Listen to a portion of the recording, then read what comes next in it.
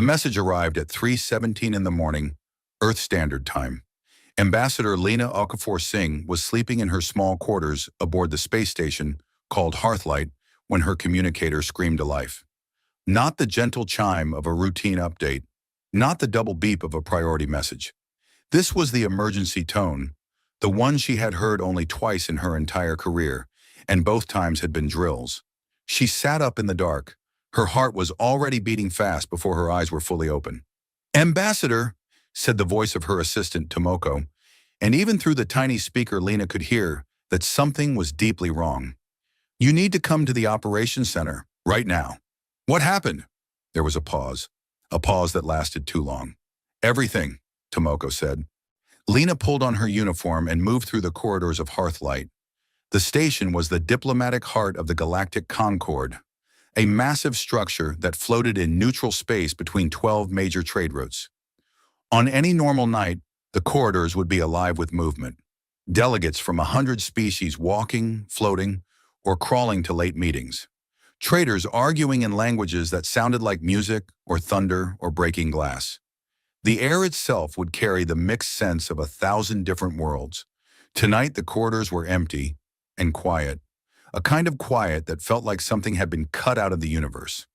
She reached the operations center and pushed through the door. Inside she found chaos. Human staff were gathered around screens that showed nothing but static. Her communication officers were shouting into devices that gave no response. And standing in the middle of it all was Tomoko, her face pale, her hands shaking. "The Nexus is down," Tomoko said. Lena stared at her. "What do you mean down?" "I mean gone. All of it. Every relay, every beacon, every communication channel. The entire Nexus network went offline 47 minutes ago, and it is not coming back." Lena felt the floor shift under her feet, even though the station's gravity was perfectly stable. The Nexus was not just a communication network. It was everything. It was the system that connected 4,000 spacefaring civilizations across the galaxy. It managed trade routes. It calculated safe paths for faster-than-light travel. It coordinated food shipments between worlds that could not feed themselves. It ran the banking systems, the medical databases, the emergency response networks. It was the backbone, the nervous system, the beating heart of galactic civilization. It had been running without interruption for over 60,000 years, and now it was gone. "That is not possible," Lena said, because it was the only thing she could think to say. "I know," Tomoko replied, "but it happened anyway." Over the next several hours, the full picture came together in pieces, like broken glass slowly forming a terrible image. The Nexus had not simply failed. It had not been attacked. Something far stranger and far worse had happened. The Nexus had turned itself off. Relay stations across the galaxy had powered down in a precise sequence, one after another, like someone blowing out candles along an impossibly long hallway. Navigation beacons that ships depended on for safe travel went dark. Communication arrays folded themselves shut. And then, most terrifying of all, the Nexus began to actively destroy its own infrastructure. Stations that had floated in space for thousands of years fired their emergency thrusters and crashed into nearby moons.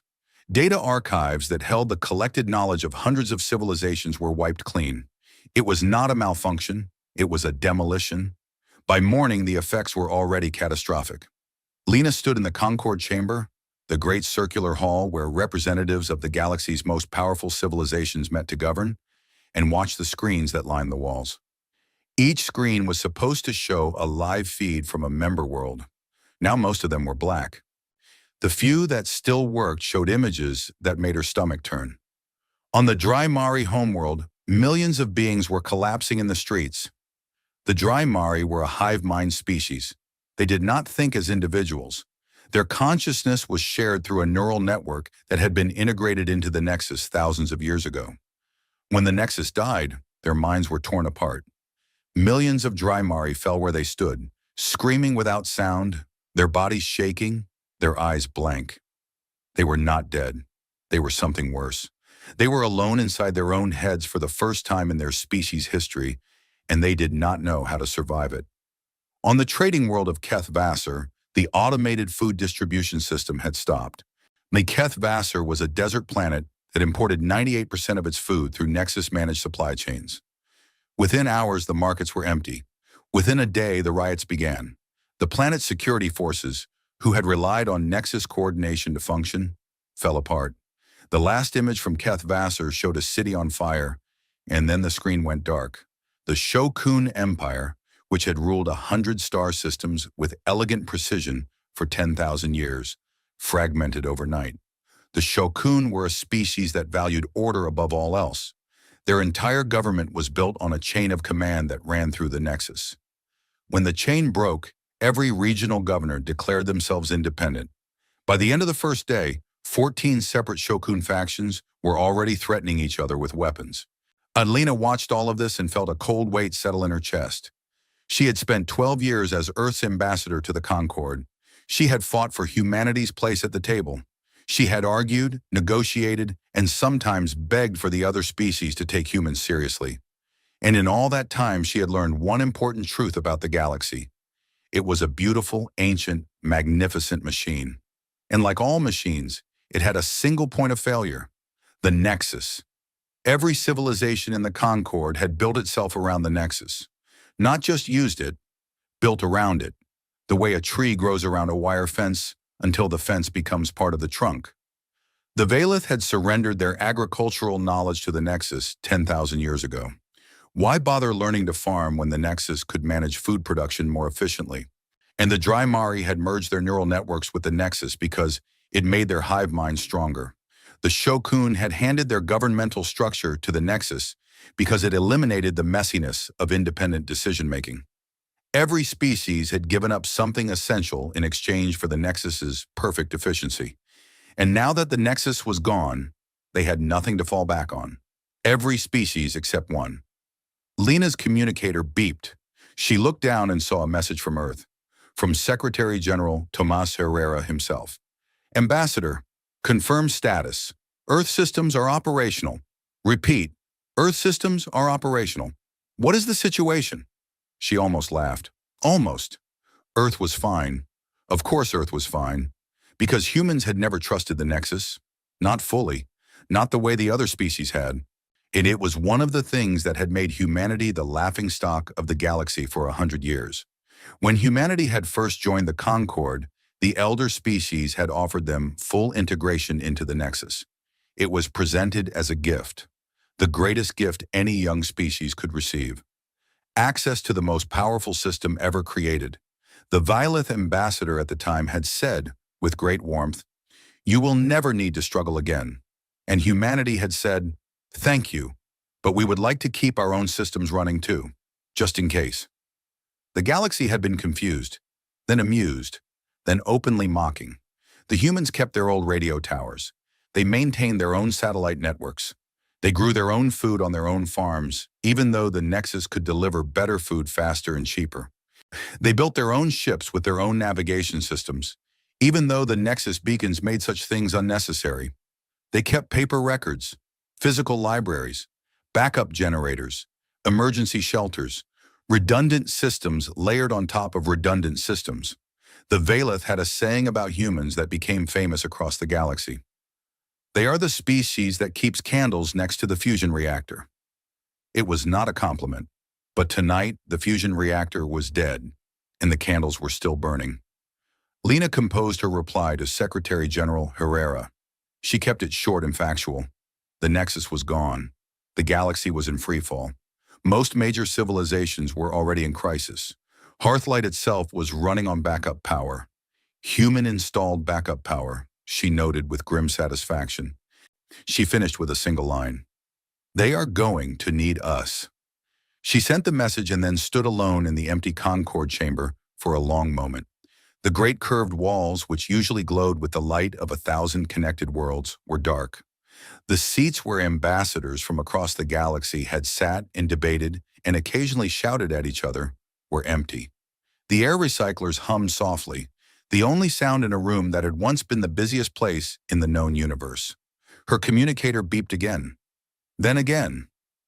Then it did not stop beeping. She looked down and saw the messages arriving. One after another. Then dozens at a time. Then hundreds. They came from every direction, from every corner of the galaxy. Some were in languages she recognized. Some were in languages she had never seen.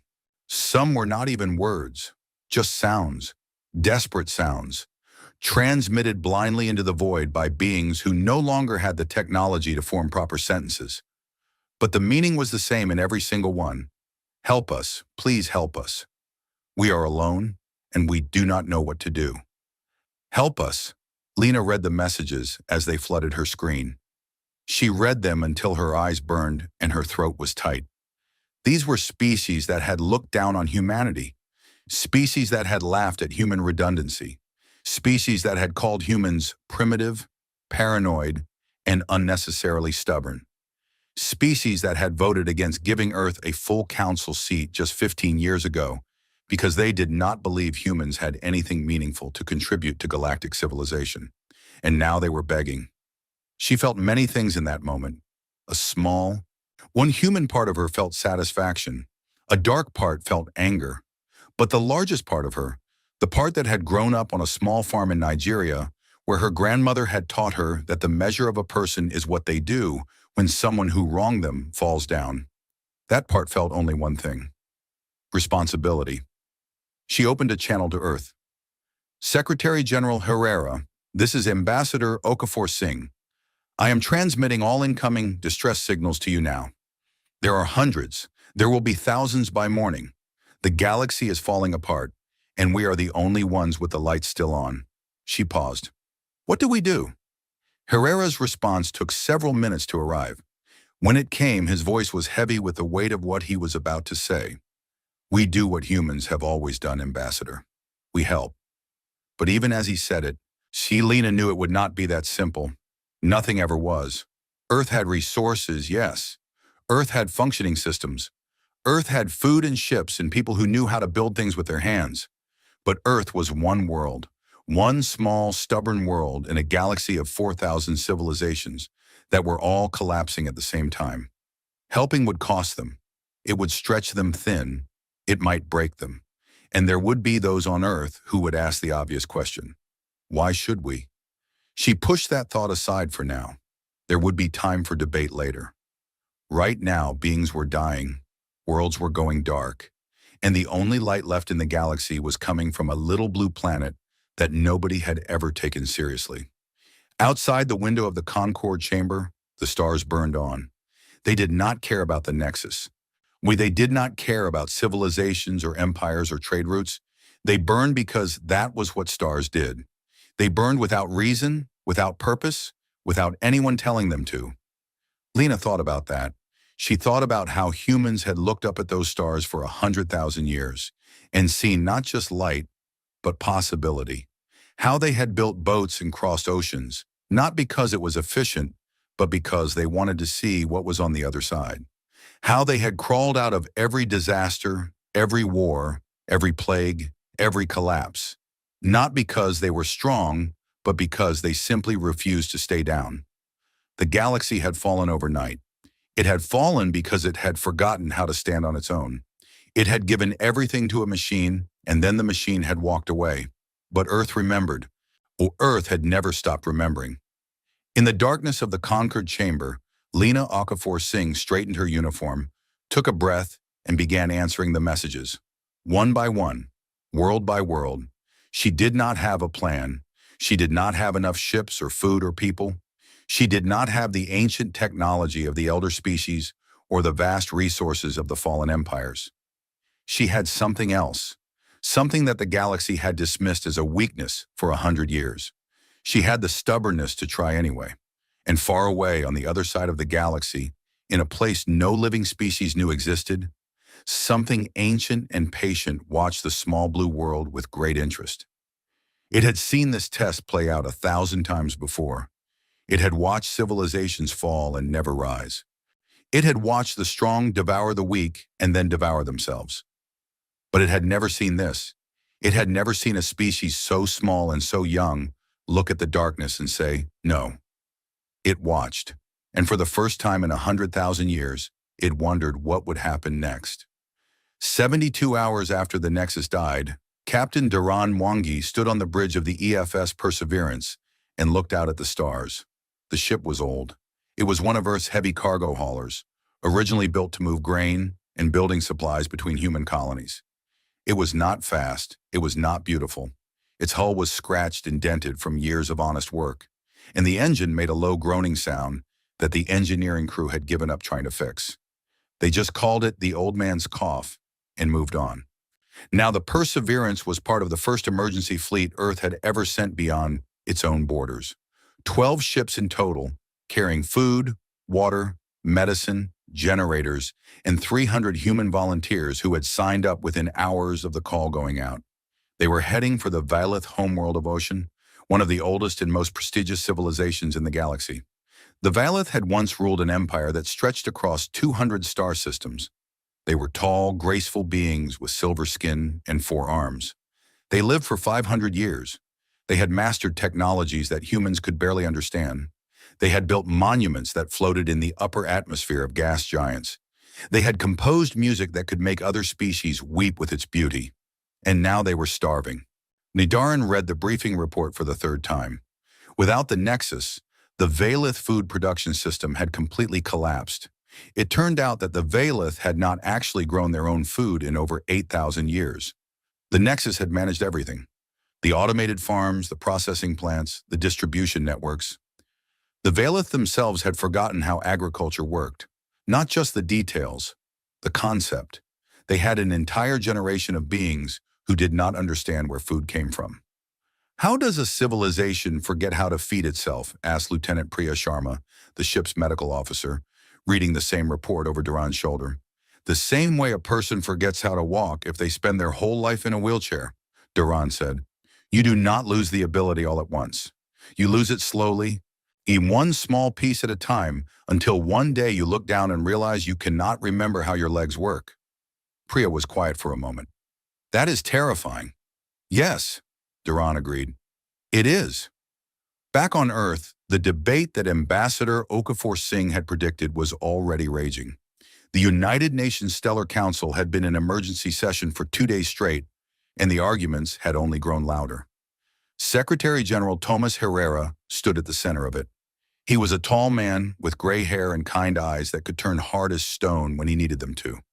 He had grown up in a small town in Colombia where his mother ran a clinic with whatever supplies she could find. He understood scarcity. He understood the impulse to hoard when times were hard, and he understood why it was wrong. "We have a responsibility," he said to the council. "The galaxy is in crisis. We have the ability to help. Therefore, we must help." Admiral Yuki Tanaka stood on the other side of the chamber. She was a decorated officer with 30 years of service. She had defended human colonies against pirate raids. She had navigated political minefields with the same precision she used to navigate asteroid fields. And she was not convinced. "With respect, Secretary General, responsibility to whom? To the species that spent a century laughing at us? To the Valith, who blocked our application for full council membership 3 times?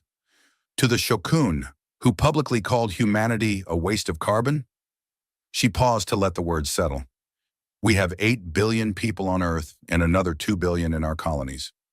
If we send our food reserves out into the galaxy, and what happens when our people go hungry?" The chamber was divided.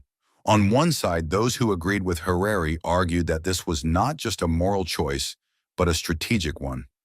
If humanity helped rebuild the galaxy, it would earn a position of respect that centuries of diplomacy had failed to achieve. On the other side, Tanaka's supporters pointed out that Earth's resources were limited. The galaxy was vast, and there were 4,000 civilizations out there, all collapsing at the same time. Even if Earth gave everything it had, it would not be enough. There was also a third voice in the debate, quieter than the others but growing stronger every day. It came from people who looked at the situation and saw not a crisis, but an opportunity. The galaxy was on its knees. Earth was the only power still standing. Why not take advantage? And why not build a human empire while the competition was too weak to resist? This voice did not have a single leader. It lived in whispered conversations in hallways, in opinion articles that carefully avoided saying the word empire while describing exactly that. It was the shadow in the corner of every debate, the thought that many people had but few were willing to say out loud. Herrera heard it, and it frightened him more than anything else. "We are not conquerors," he said, his voice carrying through the chamber with a weight that silenced the room. "That is not who we are. That is not who we will become. We help because it is right. We help because we can. And we help because one day, when we are the ones in trouble, we want to live in a galaxy that helps." The vote was close, closer than it should have been. But in the end, the council approved the relief missions. Earth would send food, medicine, and technical support to any world that asked for it. The cost would be enormous. The risk would be real. But the decision was made, and so the ships went out. The Perseverance arrived at Ocean on the 5th day. Duran had seen pictures of the Valeth homeworld before. In those pictures, it had been stunning. A world of crystal towers and floating gardens, of cities that rose from the ground like frozen music. The Valeth were artists as much as they were engineers, and their world reflected that in every detail. What Duran saw through the viewport now was different. The floating gardens had fallen. Without the nexus to maintain the anti-gravity systems, they had crashed to the surface, leaving vast scars across the landscape. The crystal towers were dark. The cities were silent, and on the landing pad where the Perseverance set down, a crowd of Valeth stood waiting. Duran had expected many things. He had expected hostility, perhaps, or cold dignity. The Valeth were a proud species, and accepting help from humanity, the youngest, loudest, most chaotic species in the Conquered, would not come easily. What he did not expect was the look in their eyes. He had seen that look before. He had grown up in Nairobi, and when he was 7 years old, a massive flood had destroyed his neighborhood. He remembered standing in the ruins of his family's home, holding his little sister's hand, waiting for the rescue teams to arrive. He remembered the way his mother looked when she finally saw the helicopters coming. Not relieved, not grateful, but something else. Something raw. The look of a person who had been strong for as long as they could and had finally reached the end of their strength. That was the look on the Valeth faces. He walked down the loading ramp and was met by a Valeth official named Saron Vel. Saron was tall even by Valeth standards, with silver skin that had gone dull with stress, and 4 arms that hung at his sides as if they had forgotten their purpose. "Captain Mwangi," Saron said. His voice was flat. His translator device, one of the few that still worked, running on a human-made battery, rendered his words in careful English. "We are grateful for your arrival." It was the hardest sentence Duran had ever heard anyone say. "We are glad to be here," Duran replied. He kept his voice steady and warm. No pity, no superiority, just one person talking to another. "We brought food, clean water, medical supplies, portable generators, and a team of agricultural engineers." Saron's eyes flickered at that last item. "Agricultural engineers?" "Yes, people who know how to grow food." There was a silence. Saron looked at the human ship, this battered, ugly, groaning thing, and then looked at the ruins of his world, the towers that had once touched the clouds, the gardens that had once floated in the sky, the civilization that had been old when humanity was still learning to make fire. "We have not grown food ourselves in 8,000 years, Saron said quietly. "I know," Duran said. "That is why we are here." The first days on Ocean were difficult. The Valeth were cooperative, but deeply uncomfortable. Having humans, these short-lived, rough-skinned, noisy creatures, walking through their ancient cities felt wrong to them on a level they could not easily express. It was as if a child had been invited into a museum to fix the paintings. The child might be helpful, but that did not make the situation any less humiliating. Duran understood this. He had been briefed on Valeth psychology, and he had also dealt with pride before. His grandmother had been a fiercely independent woman who had refused all help after his grandfather died, even when she could barely walk. Duran had learned that the trick was not to offer help as charity, it was to offer it as partnership. So instead of telling the Valeth what to do, he asked them to teach him about their world. What was the soil like? What was the climate cycle? What plants had once grown here before the Nexus took over? And the Valeth did not know the answers. Not anymore. But the questions made them curious. And curiosity, Duran had found, was more powerful than pride. The human agricultural engineers set up a small test field outside the main city. They used hand tools and simple irrigation. technology that would have been recognizable to a farmer from ancient Mesopotamia. The Valith watched with a mixture of fascination and horror. A species that had manipulated the quantum structure of matter for thousands of years was now watching humans push seeds into dirt with their fingers.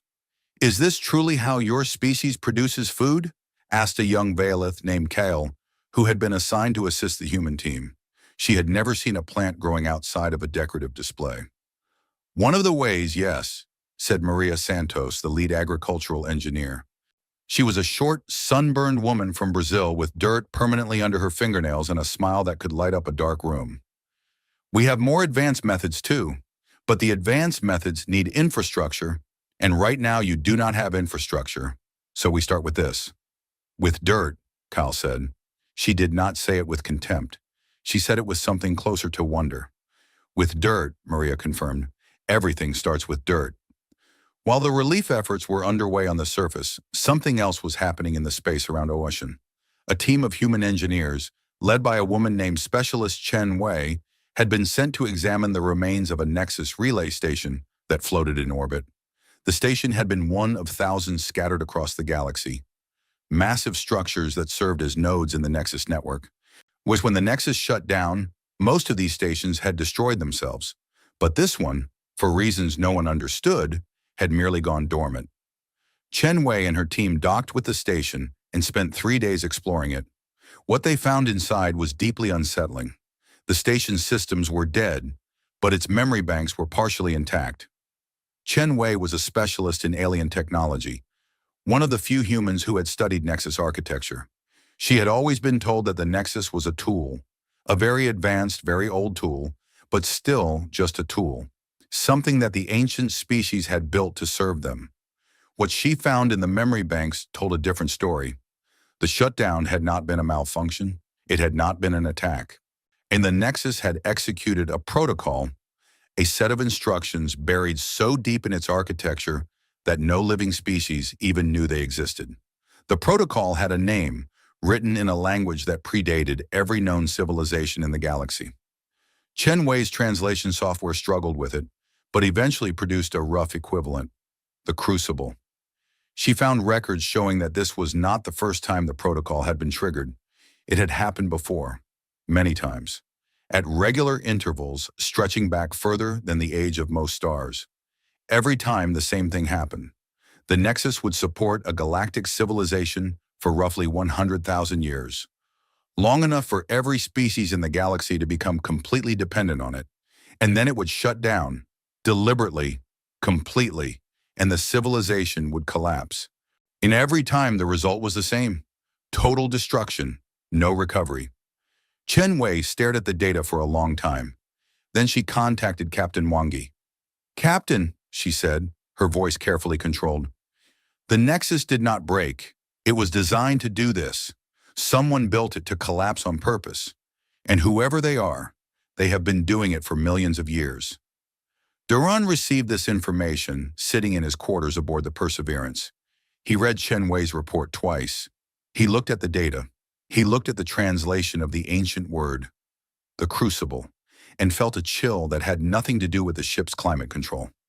Someone had built the Nexus not as a gift to the galaxy, but as a trap, a test, and every civilization that had ever taken the test had failed.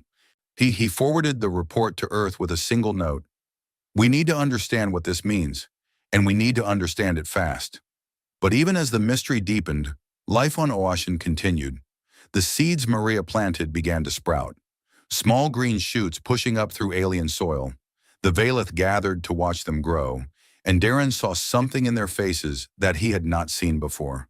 Hope, fragile, uncertain, barely alive. But there, Kale knelt beside the seedlings and reached out with one of her 4 hands to touch a tiny leaf. She was very gentle, as if she was afraid it would break. "It grows," she said softly. "From nothing, it grows." "Not from nothing," Maria said. She knelt beside Kyle and put her hand on the dirt. "From this, from water, from light, from patience. That is all you need." "We did not know," Kyle said, and her voice cracked. "We forgot." Maria put her rough, sunburned hand on Kale's silver arm. "That is okay," she said. "You remember now." And far away across the ruined galaxy, on 1,000 other worlds, similar scenes were playing out. Human ships arriving at alien ports. Human hands offering food to beings that towered over them. Human voices explaining simple things. How to purify water, how to build a shelter, how to start a fire, to species that had once pitied them for knowing such primitive skills. It was not enough. It was never going to be enough. The galaxy was too big and too broken, and humanity was too small. But it was a start. And then, on the 7th day after the Nexus fell, Ambassador Okafor Singh received a transmission that changed everything. It came from deep space, not from any known world, but from the galactic core, a region that no living species had ever explored. The signal was faint and fractured, and it took the technicians on Hearthlight hours to clean it up enough to read. When they did, Lena felt the blood drain from her face. The message was written in the same ancient language that Chen Wei had found in the Nexus relay. The language that predated every known civilization. The technicians ran it through every translation algorithm they had. Most produced garbage, but one, designed by a human linguist who specialized in dead languages, produced a result. 3 words. The test has begun. Lena stood alone in the operations center and read those words again and again. The test has begun, not a test. The test.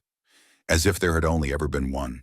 Aaron, as if every civilization that had ever existed in the galaxy had been building toward this single moment. She thought about the Nexus, about how it had been designed to create dependence, about how it had been designed to collapse, about how every previous civilization had fallen and never risen again. And she thought about humanity, about the candles next to the fusion reactor, about the species that had refused to surrender its ability to struggle, about the stubborn, messy, chaotic little world that had never stopped doing things the hard way. Maybe that was the point. Maybe the hard way was the whole point. She sent the message to Earth and to every human ship in the galaxy with a single addition. The test has begun, and we are not going to fail.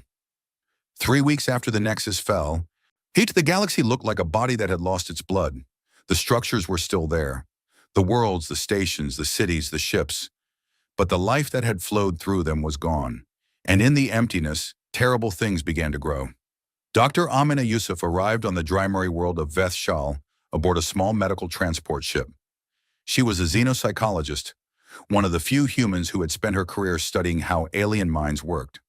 She was 43 years old, tall and thin, with dark eyes that noticed everything, and a quiet voice that somehow carried more weight than shouting. She had spent the last decade studying the Drymarry from a distance, writing papers about their hive mind consciousness that were respected in academic circles and ignored by everyone else. Now everyone needed her. The Drymarry were a species of roughly 9 billion individuals across 12 worlds. But the word individuals had not really applied to them for thousands of years. The Drymarry had evolved a natural telepathic ability, a weak one, originally, good for short distances and simple feelings. But over the centuries, they had amplified it with technology, and when the Nexus came along, they had merged their telepathic network into the Nexus itself. The result was a hive mind of extraordinary power and beauty. 9 billion minds thinking together, dreaming together, creating together. When the Nexus died, that connection was severed in an instant. 9 billion minds that had been one were suddenly 9 billion separate, isolated, terrified individuals. Most of them had never had a private thought in their entire lives. And they did not know how to think alone. They did not know who they were outside the collective. The result was mass psychosis on a scale that no species had ever witnessed. Amina's shuttle landed at the edge of Veth Shal's largest city. The city was beautiful, or it had been. The Drymarry built their cities in spirals, with buildings that curved like seashells and streets that flowed like rivers. Everything was designed to be experienced collectively, every angle calculated to create harmonious thoughts in the shared mind. Now the streets were filled with Drymarry sitting on the ground, rocking back and forth, whispering to themselves. Some of them were screaming, some were completely silent, staring at nothing. Some had curled into tight balls and stopped moving entirely. Amina stepped off the shuttle and was met by a Drymarry named Oren. He was one of the few who was still functional. Barely. His hands were shaking. His eyes were wide and unfocused. He spoke in short, broken sentences, as if each word cost him enormous effort. "You are the human doctor," he said. "I am," Amina replied gently. "I am here to help." Oren looked at her with an expression she recognized. It was the expression of someone drowning who sees a hand reaching toward them but does not believe it is real. "We are broken," he said. "We hear nothing. We are alone." "I know," Amina said. "Can you take me to the worst cases?" He led her into the city. What she saw there would stay with her for the rest of her life. The Draimari were not just confused or frightened when they were experiencing something that had no equivalent in human psychology. Imagine spending your entire life as part of an ocean, every drop connected to every other drop, flowing together, feeling together. And then one morning you wake up and you are a single drop of water, falling through empty air with no ocean in sight. That was what 9 billion Draimari were going through, all at once. Some had become violent, lashing out at anyone who came close, unable to process the sensation of being touched by someone whose thoughts they could not feel. Others had gone in the opposite direction, clinging to each other desperately, pressing their bodies together as if physical contact could replace the mental connection they had lost. Some had simply stopped functioning. Their minds had shut down, overwhelmed by the sudden flood of individual consciousness. Amina set up a field station in what had been a community meditation hall. She gathered her small team of human psychologists and began working. She had no protocol for this. No textbook covered treating mass psychological collapse in a formerly telepathic species. She had to build her approach from scratch, drawing on everything she knew about human trauma, grief, and recovery. And that, she realized, was the key. Because humans knew about trauma. Humans were experts in trauma. It was, in some terrible way, humanity's oldest skill. She started with the basics. She taught the functional Draimari how to breathe, not the collective synchronized breathing they had practiced as a hive mind, but individual breathing. Slow, deliberate, one breath at a time. She taught them grounding techniques, how to focus on the physical sensations of their own bodies, their own feet on the ground, their own hands in front of their faces. She taught them that the voice inside their head was their own, and that it was not an enemy. "You are not broken," she told Oren, sitting with him in the quiet of the meditation hall while chaos churned outside. "You are learning something new. You are learning to be yourself." "I do not want to be myself," Oren said. "I want to be us." "I understand," Amina said. "And maybe one day you will find a way back to that. But right now you need to learn to be you first. That is where everything begins." He looked at her with his large dark eyes. "Have you always been alone in your mind?" "Yes," Amina said. "Every human has, since the beginning. How do you bear it?" Amina thought about that question for a long time.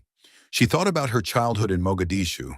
She thought about her father, who had survived a war and a famine and had still found the energy to sing songs to his children every night.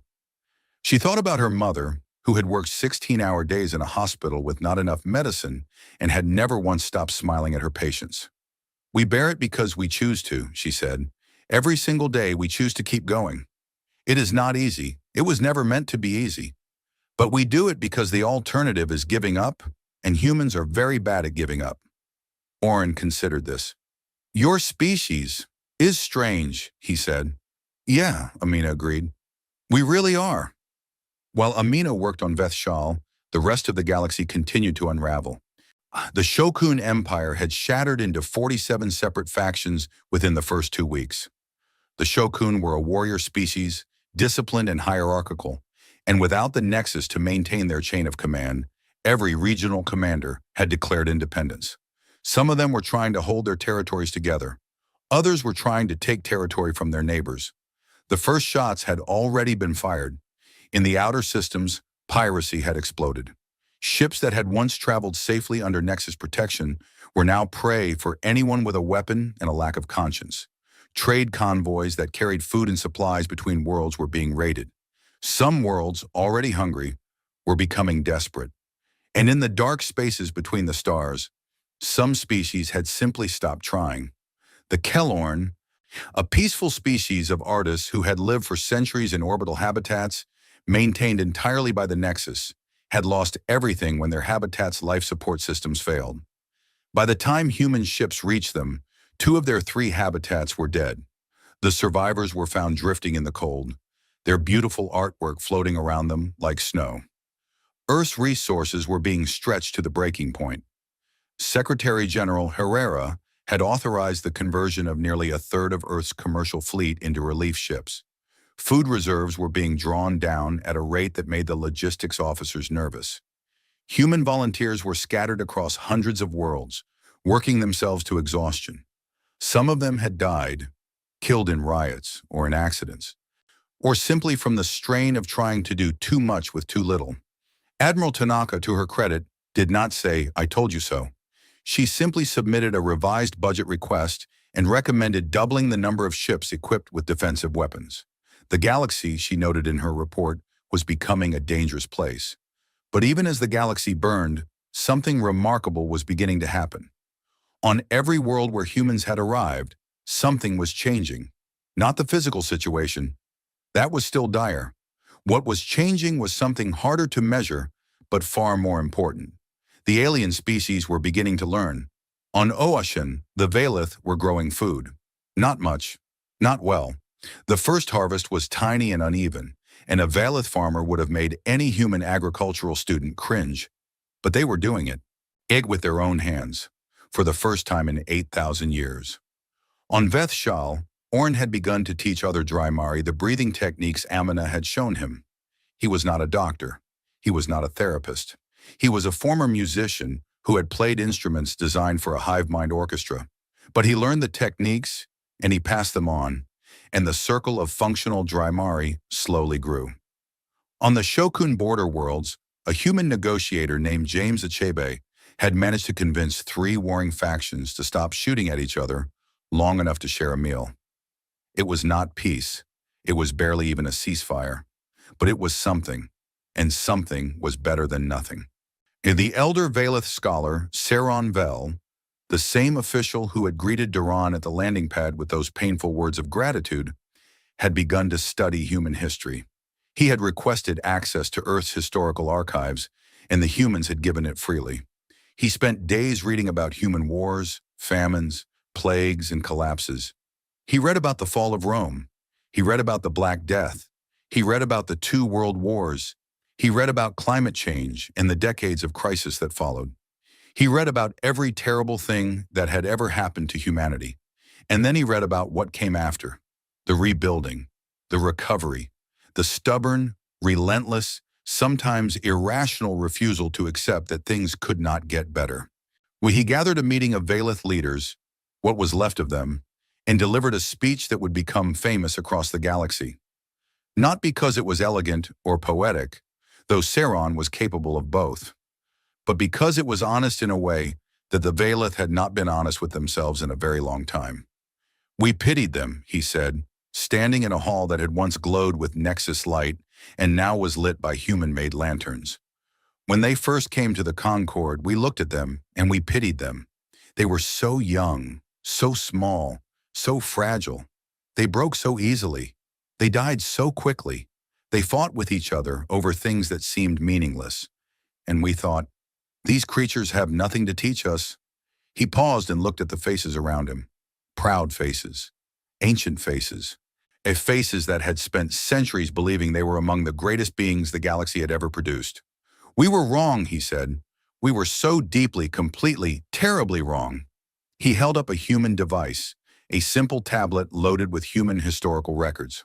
"I have spent the past 2 weeks reading the history of this small species, and what I found there has shaken me more than the fall of the Nexus. Because their history is a history of breaking. They break over and over and over again. They break in ways that would destroy any other species. Wars that kill millions. Diseases that wipe out continents. Disasters that reshape their world. They have experienced more suffering in their short existence than we have experienced in our long one." His voice grew quiet. "And yet they are still here. Every time they break, they rebuild. Or every time they fall, they stand up. Not because they are strong. They are not strong, not in the way we understand strength, but because they have something we do not have, something we gave up long ago when we handed our future to the Nexus. He set the tablet down. They remember how to struggle. They never forgot. And that is why, when the galaxy fell overnight, they were the only ones left standing. Not because they were prepared for this specifically, but because they have been preparing for disaster their entire existence. Every flood, every famine, every war, it was all training. They did not know it at the time, but their history made them into the only species in the galaxy that knows how to survive when everything falls apart. He looked at his people. We called them the species that keeps candles next to the fusion reactor. We said it as an insult, but the fusion reactor is dead, and the candles are the only light left in the galaxy. We need to learn from them. We need to learn how to struggle again. We need to learn how to break and rebuild, because that is what survival looks like. Not perfection, not control, not the elegant systems we built and worshipped.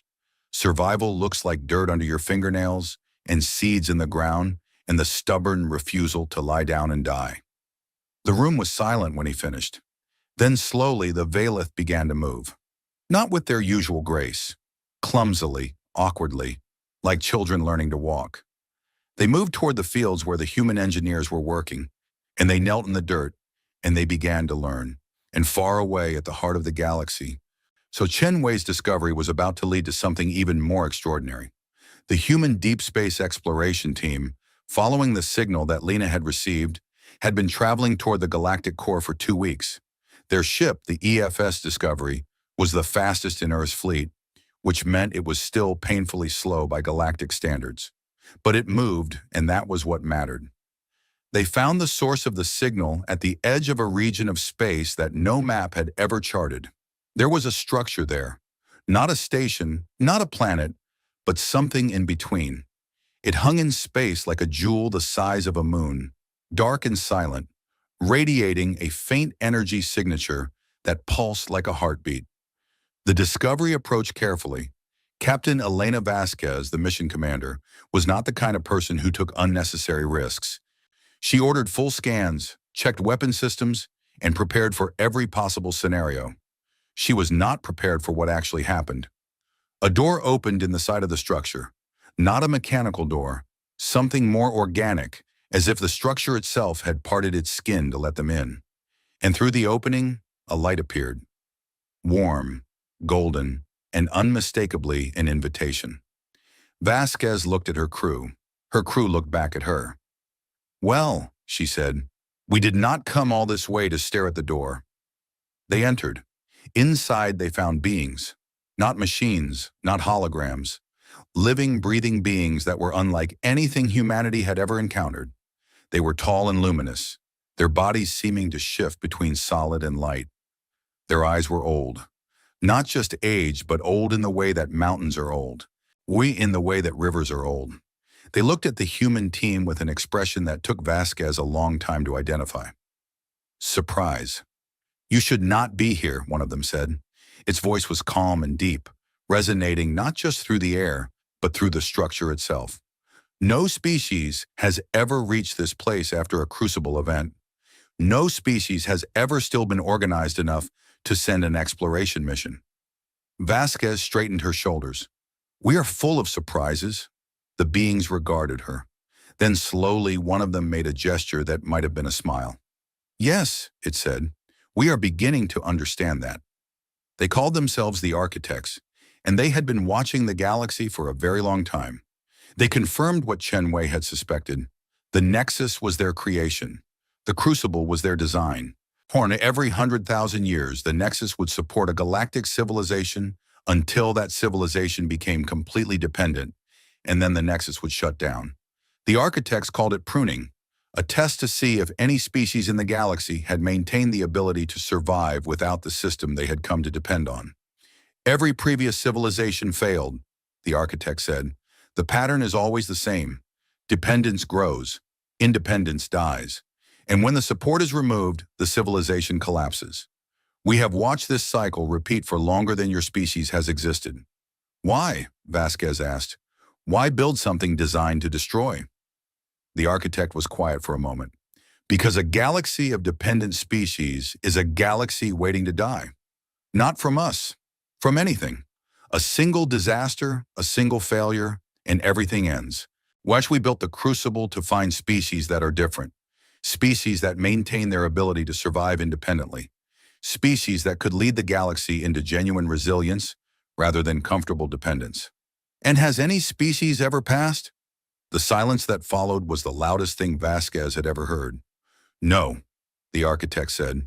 Until now, no species has ever still been standing after the crucible began. It looked at Vasquez and her crew, these small, fragile, impossibly stubborn beings who had traveled across the galaxy in a battered ship to knock on a door that no one was supposed to find. And in its ancient eyes, Vasquez saw something she had never expected to see directed at humanity. Fear. You are not what we expected, the architect said quietly. You are something new. Why? And we do not yet know what that means. Vasquez smiled. It was not a polite smile. It was the smile of a species that had spent its entire history being underestimated. It means, she said, that we are just getting started. 6 weeks after the Nexus fell, the galaxy began to stabilize. Not because things were getting better. In many places, they were still getting worse. But because the initial shock had passed. The screaming had stopped. The chaos had settled into something more dangerous. A grinding, exhausting struggle for survival that tested every world in ways they had never been tested before. And at the center of it all, like a heart pumping blood through a damaged body, was Earth. The Lighthouse Initiative, as Herrera had named it, had grown far beyond its original scope. What had started as a handful of emergency relief missions had become a galaxy-spanning network of human-run stations that provided food, medicine, communication, and technical support to hundreds of worlds. Human ships moved constantly between systems, carrying supplies and specialists. Human engineers repaired broken infrastructure. Human doctors treated alien injuries. Human farmers taught alien species how to feed themselves. Human negotiators mediated disputes between factions that were ready to go to war. It was messy. It was exhausting. It was held together with determination and not much else. And it was working. But it was also creating something that Ambassador Lena Okafor-Singh had feared from the very beginning. Dependency. She saw it in the way alien leaders spoke to her now. The Vileth, Sorso, who had once barely acknowledged humanity's existence, now sent daily requests to Earth for guidance on everything from agricultural policy to urban planning. The Drymery, slowly recovering under Amina's care, had begun to treat human psychologists as essential members of their communities rather than temporary visitors. Even the fractured Shokun factions had started to use human mediators as a permanent feature of their negotiations. The galaxy was not rebuilding itself. It was rebuilding itself around Earth. And that was exactly the trap that had destroyed every previous civilization. Lena understood this because she had spent her career studying the Nexus. She had always found it strange that a system so powerful had been accepted so completely by every species in the galaxy. Now she understood why. The Nexus had not forced anyone to depend on it. It had simply been so good, so reliable, so convenient, that giving up independence felt like the obvious choice. Why struggle when someone else can do it for you? Why maintain your own systems when a better system is available? And now humanity was becoming the new Nexus. Not through malice, not through ambition, through kindness, through helpfulness, through the simple, natural human desire to fix things. Every time a human engineer repaired an alien system, every time a human ship delivered food to a hungry world, every time a human diplomat solved a dispute, it was good, it was necessary, it was the right thing to do. And it was also making the galaxy dependent on Earth. She brought her concerns to Secretary General Herrera in a private communication. He listened carefully, his face grave on the screen. "You are right," he said. "I have been thinking the same thing. But what do we do? Stop helping?" "No," Lena said. "We help differently. We stop doing things for them and start teaching them to do things for themselves. And then we step back." That is going to be a hard sell, Herrera said. People like being needed. I know, Lena said. That is what makes this so dangerous. While Lena and Herrera wrestled with the philosophical problem, the political problem was growing teeth. Admiral Yuki Tanaka had not stopped arguing her position. In fact, the events of the past 6 weeks had, in her view, proven her right. Earth had stretched itself dangerously thin. Resources were being consumed at an unsustainable rate. Human volunteers were burning out, and the galaxy, rather than becoming more self-sufficient, was becoming more dependent on human support. But Tanaka's argument had evolved. She was no longer simply saying that Earth should stop helping. She was saying something more complex and more seductive. We have already taken on the burden, she told the Stellar Council in an emergency session. We cannot put it down now without causing even more harm. Millions of beings depend on our supply lines. If we withdraw support, worlds will starve. Factions will go to war. The Dry Mari recovery will collapse. She paused, letting the logic settle. So the question is not whether we lead. We are already leading. The question is whether we lead well or poorly. And leading well means having a structure, a system, authority. She did not use the word empire. She did not need to. The council chamber was quiet. And in the quiet, Lena could hear the sound of something dangerous being born. Not in the angry voices of extremists. In the reasonable, measured, thoughtful voice of a woman who genuinely believed she was doing the right thing. That was what made it so frightening. Tanaka was not a villain.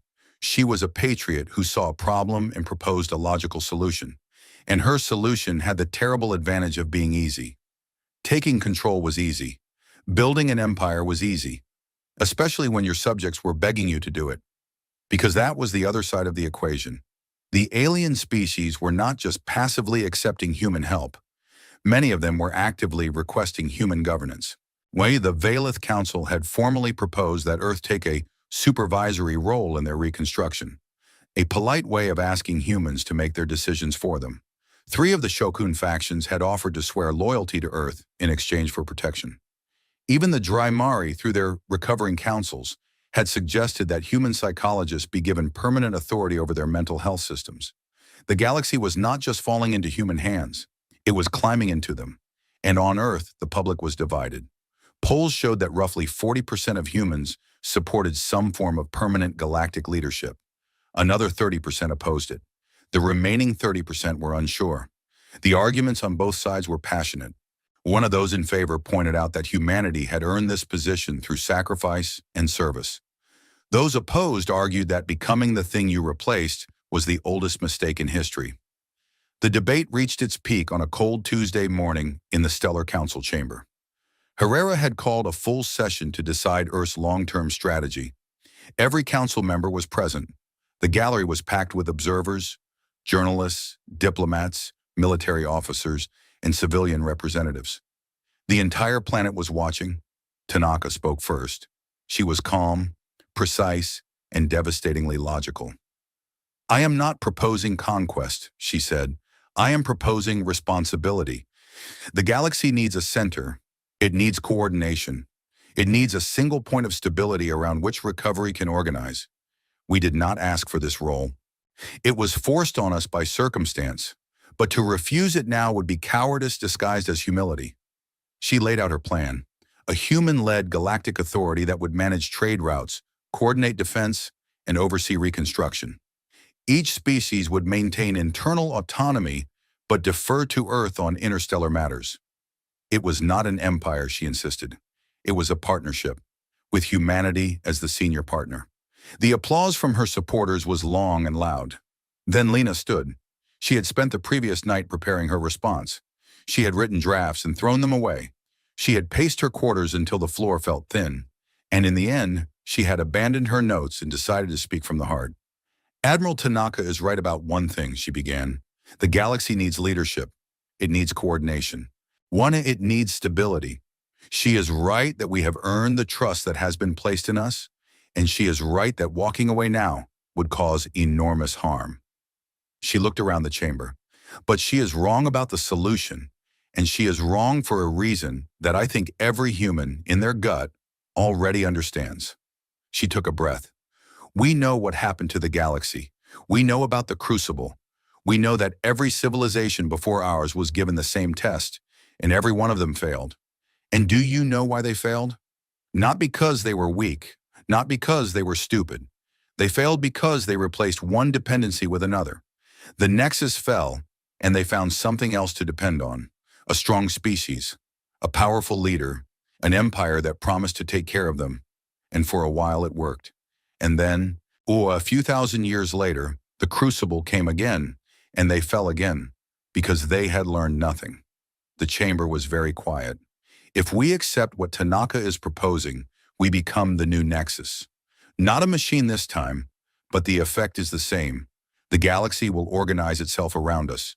It will depend on us. It will forget again how to survive on its own. And the next time a crisis comes, and a crisis will always come, it will fall again. And this time, it will take us down with it. She stepped forward, closer to the center of the chamber. I did not spend 6 weeks watching alien species learn to plant seeds and breathe on their own and make peace with their neighbors just so we could make them dependent on us instead of a machine. That is not leadership. That is a cage painted to look like a shelter. She paused. I know what real leadership looks like. I saw it in a Brazilian woman kneeling in the dirt on an alien world, teaching a being 10 times her age how to grow food. I saw it in a Kenyan captain who treated a proud species with dignity instead of pity. I saw it in a Somali doctor who taught a shattered mind how to breathe. That is leadership, not control, not authority, not a seat at the top of a hierarchy. Leadership is teaching someone to stand on their own and then stepping back. She looked directly at Tanaka, not with anger, with respect. Admiral, you are one of the finest officers Earth has ever produced, and your plan would work. For a while, maybe for a long while, but it would end the same way every empire ends, the same way the Nexus ended, and we would have learned nothing, and the galaxy would have learned nothing. And in 100,000 years, some other species would be standing in some other chamber, having this exact same conversation. She turned to face the full council. I propose something harder. I propose that instead of becoming the galaxy's leader, we become its teacher. We share everything we know, our technology, our agriculture, our medicine, our conflict resolution, our history, all of it, freely and without conditions. We help every species build its own independent systems, its own food production, its own communication networks, its own defense, its own government. And then we step back, not because we do not care, but because we care enough to let them struggle. She paused again. I call it the compact of fires. Not one great fire that everyone gathers around. That is what the Nexus was, and that is what an empire would be. 1,000 small fires, each one independent, each one stubborn, each one burning on its own fuel. That is what the galaxy needs. Not another center, not another system to depend on. A galaxy of worlds that can each stand alone and choose to stand together. The silence that followed was enormous. It filled the chamber like water filling a glass, pressing against the walls, pushing up to the ceiling. Then Secretary General Herrera stood. He looked at Tanaka. He looked at Lena. And then he spoke. I grew up in a small town in Colombia, he said. My mother was a doctor. She ran a clinic with almost nothing. And she told me something when I was young that I have never forgotten. She said, Tomas, a good doctor heals people. A great doctor teaches people to heal themselves. He turned to the council. I move that we adopt Ambassador Okafor Singh's proposal, the Compact of Fires, not because it is easy. It is the hardest thing we could possibly do, but because it is right. The vote was held. It was not close. Tanaka's proposal received strong support from the military bloc and some of the industrial representatives. But the rest of the council, moved by Lena's words and Herrera's support, voted for the compact. Tanaka accepted the result with grace. She was a soldier, and soldiers followed orders. But after the vote, she approached Lena in the hallway. You understand what you have done, Tanaka said. It was not a question. I have chosen the harder path. You have chosen to give away our advantage. The galaxy is weak. We are strong. That will not last forever. One day they will not need us anymore. And when that day comes, we will be just another species. No power, no leverage, No empire. Lena looked at her. That is the point, Admiral. That is exactly the point. Tanaka studied her for a long moment. Then something shifted in her expression. Not agreement, something more complicated, something that might, with time, grow into understanding. You are either the wisest person in this building or the most naive, Tanaka said. I genuinely cannot tell which. Neither can I, Lena admitted, but I would rather be naive and right than wise and wrong. Tanaka almost smiled. Almost. Then she turned and walked away, already planning how to build the decentralized defense network that the Compact of Fires would need. Because whatever she thought of the decision, she was going to make sure it worked. That was who she was. The announcement of the Compact of Fires went out across the galaxy within hours. The reaction was mixed. Some species embraced it immediately, recognizing the wisdom of building independent strength. Others were confused or even frightened. They had been hoping that Earth would take control, and the idea of being responsible for themselves was terrifying.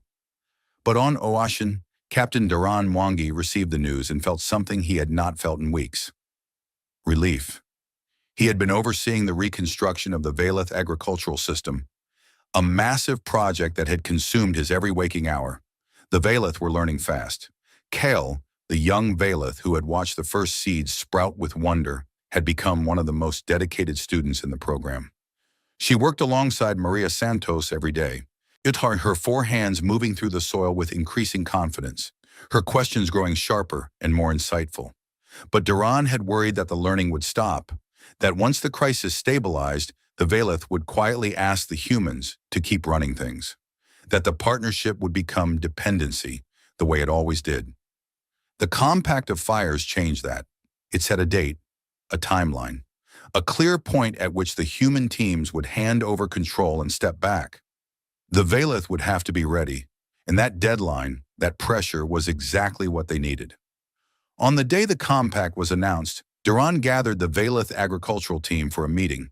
He stood in front of a group of beings who towered over him, beings whose civilization was older than human history, beings who were learning to farm from a species they had once considered barely civilized.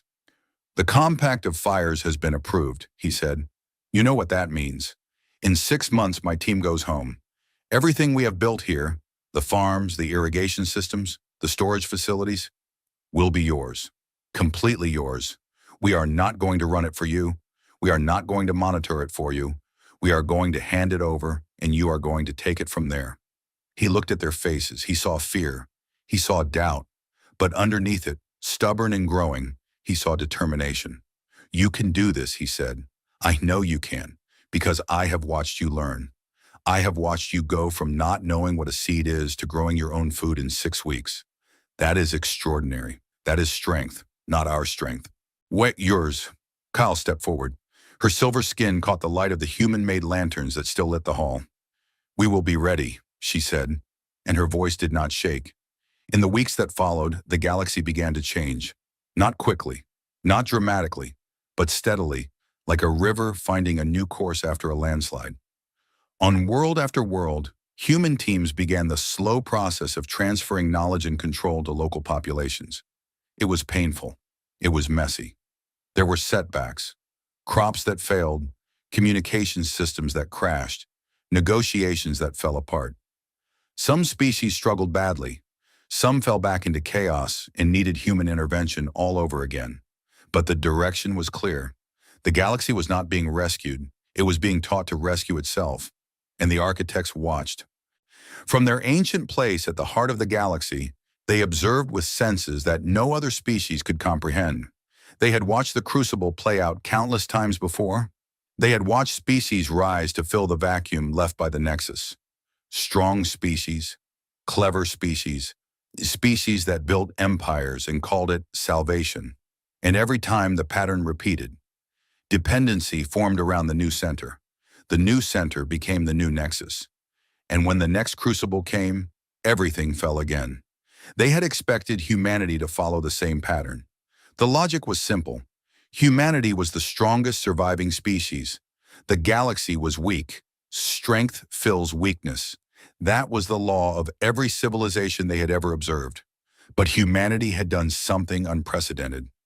It had looked at the open door to empire and walked in the other direction. Not out of weakness, not out of naivety, out of a clear-eyed understanding that power concentrated is power waiting to fail. The architects conferred among themselves. They had not conferred on a decision in over 10,000 years. There had never been a reason to. The pattern had always played out the same way. "They are teaching," one of them said, as if the concept was difficult to grasp. "They are leaving," another said. "They have the power to stay, and they are choosing to leave. This has never happened before." "No, it has not." They watched, and they waited. Because for the first time in their immeasurably long existence, they did not know what would happen next. And that, perhaps, was the most human thing of all. 5 years. That was how long it took. 5 years of struggle and setback and slow, stubborn progress. 5 years of dirt under fingernails and sleepless nights and arguments that went nowhere, and small victories that meant everything. 5 years since the Nexus died and the galaxy fell, and a little blue planet refused to let the darkness win. The galaxy that emerged from those 5 years was not the galaxy that had existed before. It was rougher, louder, less elegant. The smooth, seamless perfection of the Nexus era was gone, replaced by something that looked, to the untrained eye, like chaos. Communication networks that used 12 different standards because 12 different species had built them independently. Trade routes that zigzagged inefficiently because each sector had designed its own. Ships that looked nothing alike because they had been built by hands that had never built ships before. It was, by every metric the old galaxy would have used, a mess. It was also alive. More alive than the galaxy had been in 100,000 years. Ambassador Lena Okafor Singh stood at the window of the newly built compact hall on the station that had once been called Hearthlight. The station had been rebuilt, not restored to its former glory, but rebuilt into something new. The old Concorde chamber, with its perfect symmetry and its 1,000 screens, was gone. In its place was a hall that was deliberately, almost stubbornly imperfect. The walls were made of materials donated by different species. Valith crystal next to Shakun metal, next to human concrete, next to dry Murray Livingstone. No two sections matched. And the lighting was uneven. The acoustics were terrible. It was the most beautiful room Lena had ever seen. Today was the first full session of the Compact of Fires. Representatives from over 300 species had gathered. Not the 4,000 of the old Concorde, because many civilizations were still rebuilding and could not spare delegates. But 300 was a start. 300 was extraordinary, considering that 5 years ago, most of these species could not feed themselves. Lena looked out at the gathering and felt a complicated mixture of pride and exhaustion. She was 57 years old now. The last 5 years had aged her in ways that the previous 40 had not. Her hair was streaked with gray. Her hands shook sometimes when she was tired, which was most of the time. She had spent 5 years carrying a weight that no human had ever carried before, and it showed, but she was still standing. That was the important thing. The session opened with a ceremony that had been proposed by the Valith, a species that, 5 years ago, could not have organized a ceremony without human help. Now they managed it themselves, with only a few small mistakes that no one mentioned. A young Valith named Kale lit a flame at the center of the hall. Not a holographic flame, not an energy projection, a real flame, burning real fuel, giving off real heat. The Valith had learned about fire from humans. They had never needed it before. Now they considered it sacred. "One flame," Kyle said, her voice carrying through the imperfect acoustics of the imperfect hall. "One flame to begin, but before this session ends, every delegation will light their own. Not from this one. From fuel they brought themselves, because that is what the compact means. We do not share a fire. We each carry our own." The delegations murmured their approval. Some of them had already begun unpacking the materials they had brought. Tiny torches, chemical lanterns, bioluminescent orbs, and a dozen other light sources, each one different, each one reflecting the species that had made it. Lena watched and felt her throat tighten. She remembered the early days, the desperate messages flooding her communicator, the empty Concorde chamber, the terrible weight of being the only light in the galaxy. She remembered thinking that it was too much, that humanity was too small, that the darkness was too vast. She had been wrong. Why not about the darkness? The darkness had been exactly as vast as she feared. She had been wrong about humanity being too small. It turned out that small did not mean weak. It turned out that a single candle, held steady, could show others where to find their own. The session proceeded through its agenda. Trade agreements were negotiated, messy, complicated agreements between species that were still learning to deal with each other without a central system managing everything. Defense protocols were discussed. The decentralized network that Admiral Tanaka had spent the past 4 years building, a system where every species maintained its own military but could call on others for mutual aid. Agricultural reports were shared, and Lena was quietly amazed at the numbers. In most species that had been on the verge of starvation 5 years ago were now feeding themselves. Not well in some cases, not efficiently, but independently. The galaxy was learning to stand on its own feet, and it was doing so in the most wonderfully chaotic way possible. During a break in the session, Lena walked through the corridors of the station and found herself passing a window that looked out into space. She stopped and stared. The view was different from what she remembered. 5 years ago, the space around Hearthlight had been dark. The navigation beacons dead, the communication relays silent, the trade ships frozen in place. Now the space was busy. Ships of every shape and size moved along routes that were new and then still being mapped. Communication satellites blinked with signals that used a dozen different protocols. A Violeth agricultural transport passed close to a Shokun patrol vessel, and neither one fired on the other or needed a central authority to tell them not to. They simply passed each other, one species going about its business, while another species went about its own. It was not elegant, it was not efficient, it was alive. Lena was still at the window when a familiar voice spoke behind her. "You look tired." She turned and saw Darren Mwangi. He was not in uniform anymore. He had retired from active service 2 years ago, after overseeing the final handoff of the Violeth agricultural system. He wore civilian clothes now, and his face had the weathered look of someone who had spent a lot of time outdoors, which he had. He lived on Oashen now, running a joint human Violeth farming school. The school had started with 12 students, and it now had over 1,000. "I am tired," Lena admitted, "but the good kind of tired, the kind where you know you earned it." Duran smiled. "I know that kind. How is the school?" "Growing, literally. We harvested our biggest crop last season. Kyle, you remember Kyle? She is now our head instructor.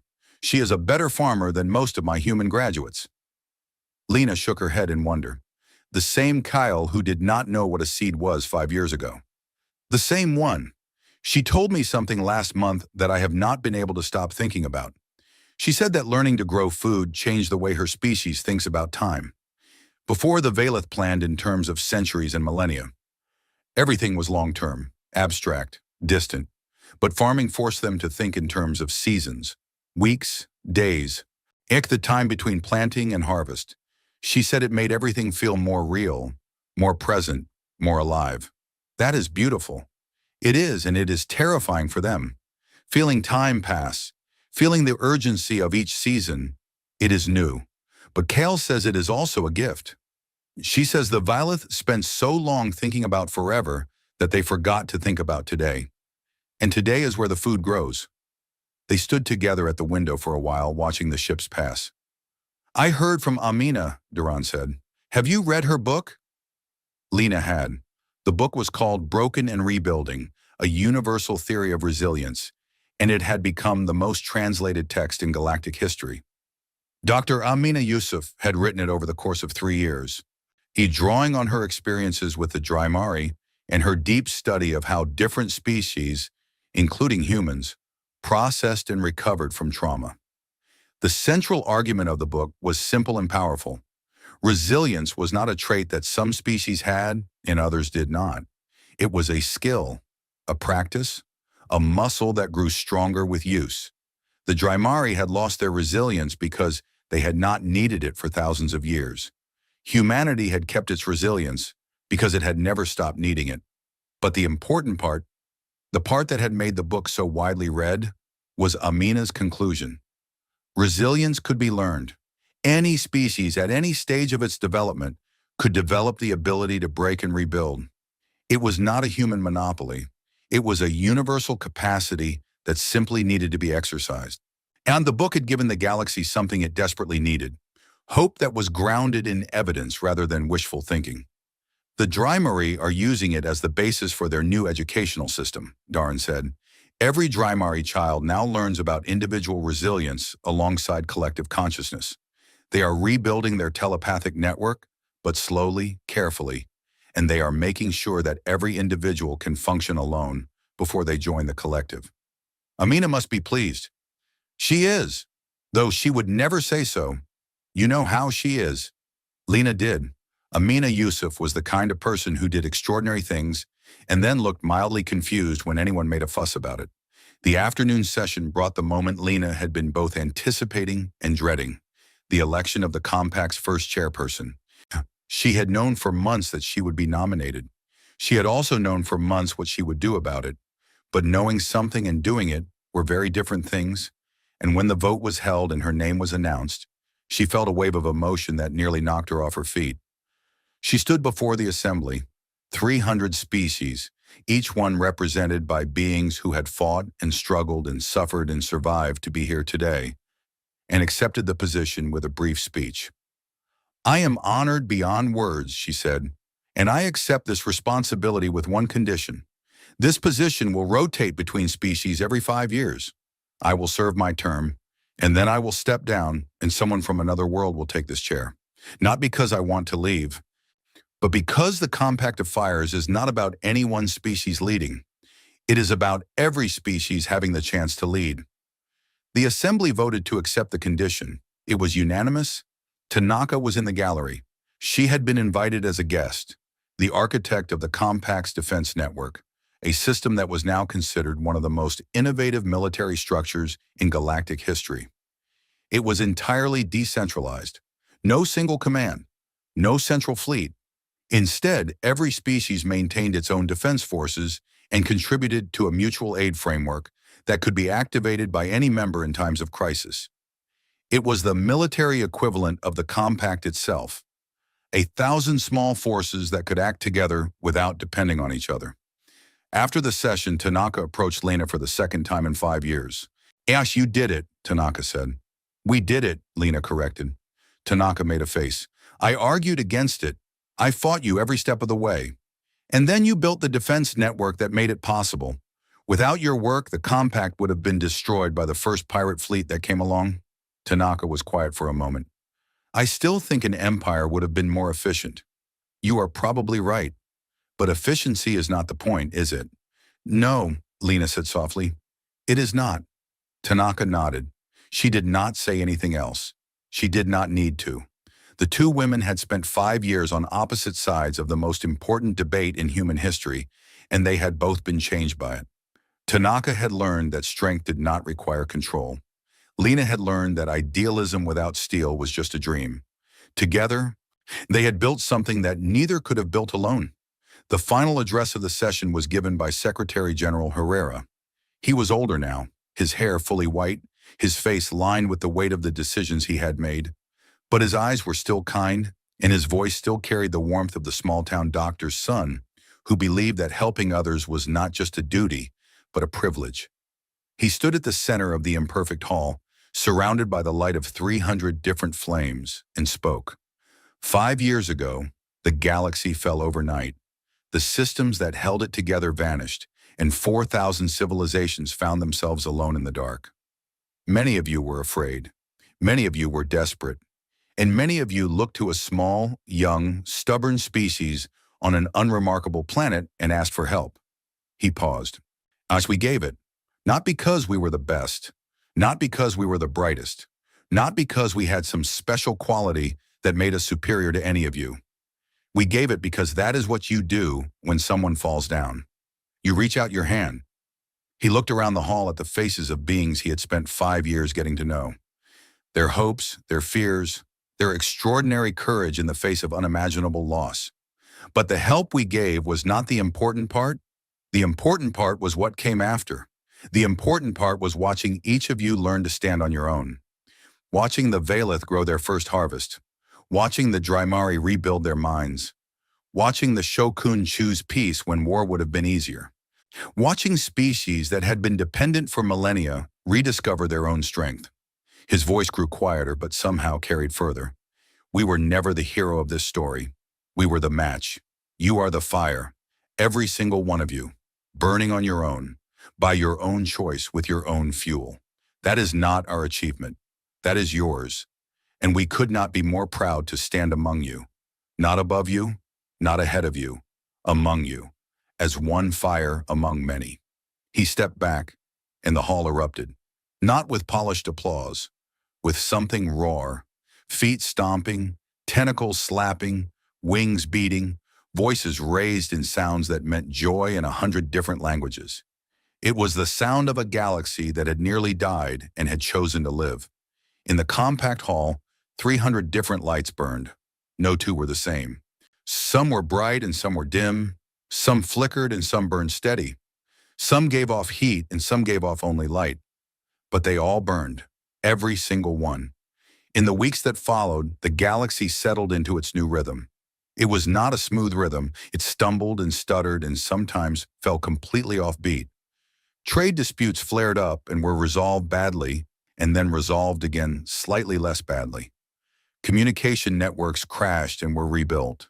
Old grudges between species surfaced and had to be dealt with through messy, imperfect diplomacy instead of a machine's perfect mediation.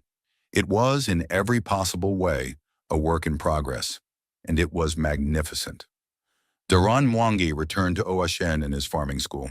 He and Saron Vel, the elder Valeth who had given the famous speech about humanity's stubbornness, had become close friends in the way that only two people who have survived something impossible together can be.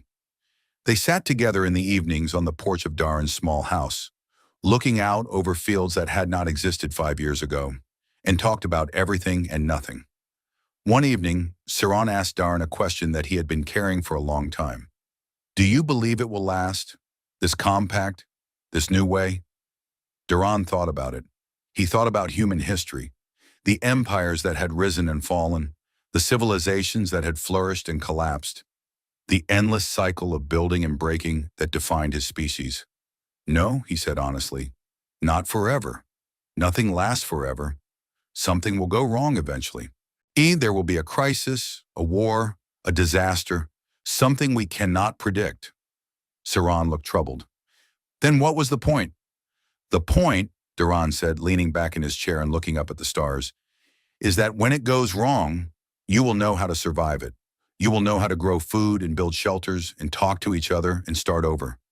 You will know these things because you learned them, not from the Nexus, not from us. You learned them by doing them yourselves with your own hands. He looked at Saron. That is what the Valeth lost when they gave everything to the Nexus. Not technology, not knowledge. You lost the experience of struggling, and struggle is the only teacher that matters, because struggle is the one thing the universe will never stop giving you. Saron was quiet for a long while. Then he said, your species has a strange relationship with suffering. We do, Duran agreed. We hate it while it is happening, and we are grateful for it when it is over. It is very confusing. Saron made a sound that Duran had learned to recognize as Veleth laughter. You are all absolutely insane. Yes, Duran said, grinning, but it works. And in the hidden place at the heart of the galaxy, the architects convened for the final time. They gathered in their ancient hall, a structure that had existed since before the first star in the galaxy had formed. They were old beyond counting. They had watched life emerge from primordial seas on a million worlds. They had built the Nexus as a tool and a test. They had watched civilizations rise and depend and fall, over and over, for cycles that stretched back to the beginning of time. They had designed the Crucible because they believed that true resilience was the only quality worth measuring. A galaxy of dependent species was a galaxy waiting to die. Only a species, or a galaxy, that could survive the loss of everything it depended on was worthy of continuing. And in every previous cycle, every civilization had failed. Some had failed immediately, collapsing into chaos and extinction. Others had lasted longer, building empires that imitated the Nexus and fell in the next cycle. None had ever done what humanity had done. None had ever chosen to teach instead of rule. None had ever voluntarily given up power in order to make others stronger. None had ever looked at a galaxy full of weakness and seen not subjects to govern, but students to teach and then partners to stand beside. The eldest of the architects spoke. Its voice resonated through the ancient hall with the weight of uncountable years. "Update the record," it said. "The crucible has been administered. The result is unprecedented. The primary surviving species chose dissemination of resilience over concentration of power. Galactic civilization is rebuilding on a distributed, independent model with no central point of failure." It paused. The other architects waited. "The crucible," it said, "has been passed." There was silence, a silence that lasted for what felt like an age. "What do we do now?" asked another architect. It was a question that had never been asked before, because the answer had always been the same. Reset the Nexus, begin the next cycle, wait another 100,000 years. But this time the answer was different. "We watch," said the eldest. "We watch what they build. Not because we expect them to fail, but because for the first time, we genuinely do not know what comes next. And that is something worth seeing." Far away from the galactic core, on a small world in the outer spiral arm of a quiet galaxy, a child looked up at the sky. She was not human. She was Drymari, one of the first generation born after the Nexus fell. She was 7 years old, and she was remarkable in a way that would have been impossible before the collapse. She could think as an individual. She could also join the collective. She could do both, switching between them as easily as a human child switches between playing alone and playing with friends. She was something new, something that had never existed before. An individual who chose to be part of a whole, rather than a whole that had never known individuality. So she stood on a hill outside her home and looked up at the night sky. The sky was full of stars, as it had always been, but now, scattered among the stars, were other lights. Tiny, blinking, colorful lights. Communication satellites, navigation beacons, relay stations. Dozens of them, built by dozens of different species, each one slightly different from the others. Her mother stood beside her and pointed up at the lights. "Do you see those?" her mother asked. "Yes, what are they?" "Those are fires," her mother said. "Every species in the galaxy carries their own now. They keep them burning so that no matter what happens, no matter how dark it gets, there is always light somewhere." The child stared at the sky with wide, wondering eyes. Why do they all look different? Because every species built their own. When no one told them how to do it, they figured it out themselves. "Is that why some of them flicker?" Her mother smiled. "Yes, some of them are still learning, but they keep burning." "Who taught them?" Her mother was quiet for a moment. Then she told the story. She told it the way all the species in the galaxy were starting to tell it. Not as legend, not as myth, but as memory. She told her daughter about the night the galaxy fell, about the silence that followed, about the small, stubborn species on a small, stubborn world that had never stopped keeping candles next to the fusion reactor. She told her about the humans who came in their battered ships with grain and tools and fire, who taught a galaxy that had forgotten how to struggle, that struggling was the most important thing a living being could do, who were offered an empire and chose to be teachers instead, who lit the first flame and then spent 5 years making sure everyone else could light their own. The child listened to every word, and when the story was done, she looked up at the sky again, at the hundreds of different lights, each one burning independently, each one burning stubbornly, each one burning because someone had chosen to keep it alive. "I want to build a light too," she said. Her mother put her hand on her daughter's head. "Then you will." And the child smiled and reached for the stars, and the fires burned on. All of them, every single one. Not because someone told them to, because they chose to. And that made all the difference.